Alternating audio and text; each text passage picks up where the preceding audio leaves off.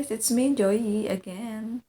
As I promised, I will share my inputs regarding this book.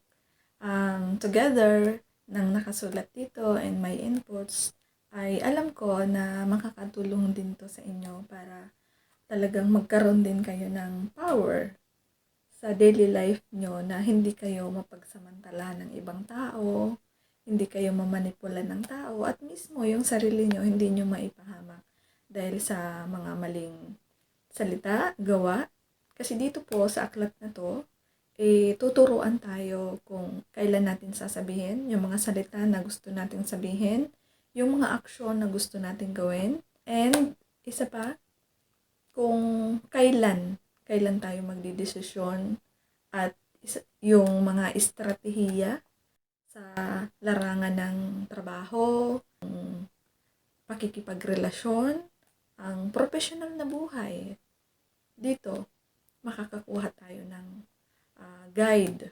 Pero, yung libro na to, it could make us evil. Kasi magiging manipulative tayo. Pero, syempre, piliin natin yung betterment na maidudulot nito sa atin. Na hindi tayo mapagsamantalahan ng mga kapwa natin o yung mga taong nakapaligid sa atin. Hindi tayo maging mahina, hindi tayo maging marupok, hindi tayo yung parang laging nawawala sa kung ano yung dapat nating sabihin at gawin. And yun nga, disclaimer din, dun sa mga nakabasa nito at yung meron nito na may mas malalim na natutunan upang unawa sa nakasulat nito.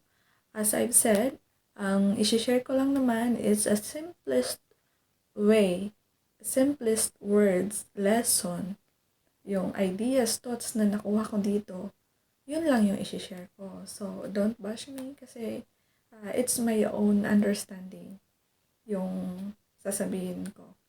No? And more on, based on myself lang, kung paano ko siya naintindihan. And that's all for today. And see you on my next video, guys. Keep watching and please follow and share my video. Thank you guys. Bye!